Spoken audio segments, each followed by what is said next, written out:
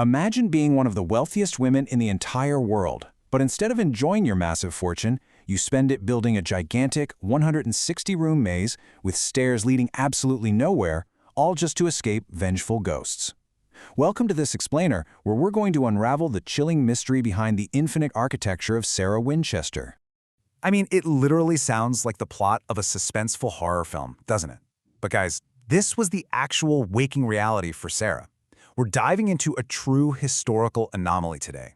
It's this deeply unsettling intersection where unimaginable wealth collides head-on with paralyzing fear, resulting in a physical structure that was built entirely out of terror. Section 1. The Chilling Warning. To really understand this terrifying madness, why someone would ever embark on an endless, frantic building project, we have to rewind to the origin of her catastrophic psychological break. Sarah's life was defined by a truly tragic paradox. In 1881, as the widow of the treasurer of the Winchester Repeating Arms Company, she inherited an absolute fortune.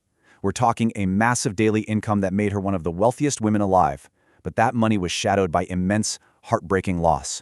Her life was simultaneously shattered by the devastating, untimely deaths of both her infant daughter and her husband. She literally possessed everything money could buy, yet had lost everything that actually mattered. Completely paralyzed by this crippling grief, Sarah actually sought out a spiritual medium, and that medium delivered a horrifying warning. They told her, "You are being haunted by the spirits of every single person killed by a Winchester rifle." Just take a second to think about the sheer crushing weight of that statement.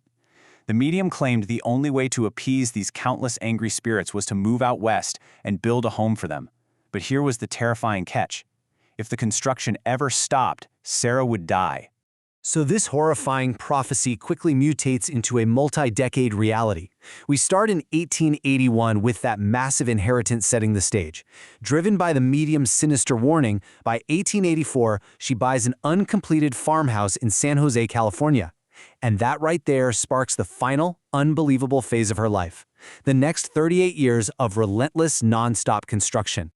Section 2. 38 Years of Hammers.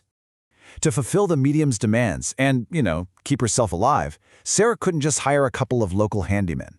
The start of this madness required an absolute army of carpenters and an unyielding, rhythmic echo of hammers. The sheer scale of this project is just mind-boggling. 24 hours a day, 7 days a week, 365 days a year, without a single moment of silence. For 38 straight years, the construction never ceased for even a second.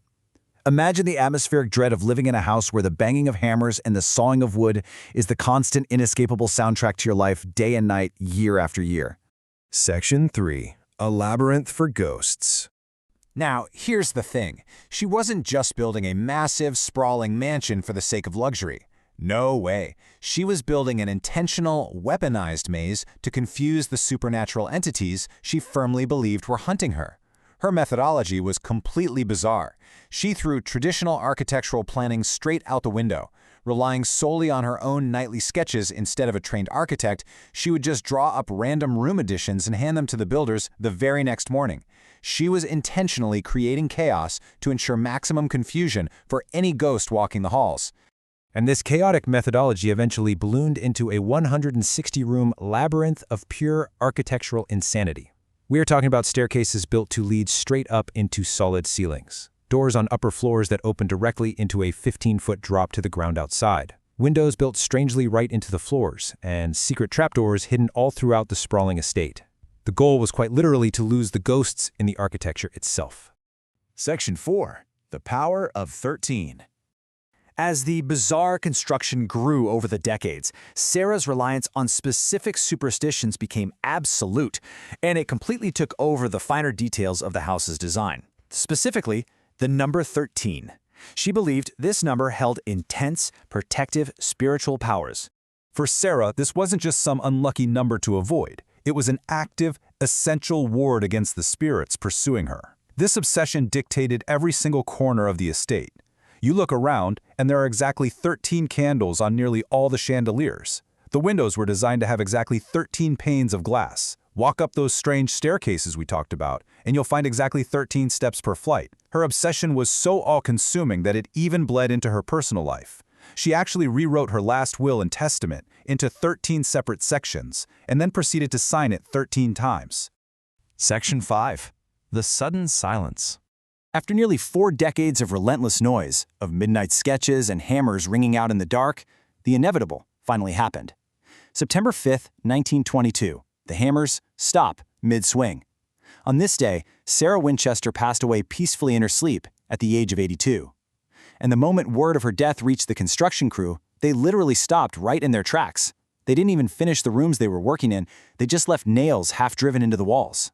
The house, after 38 continuous years, finally fell completely silent. Today, the Winchester Mystery House stands completely frozen in time. Sure, it operates as a bizarre global tourist attraction, but fundamentally, it's so much more than that.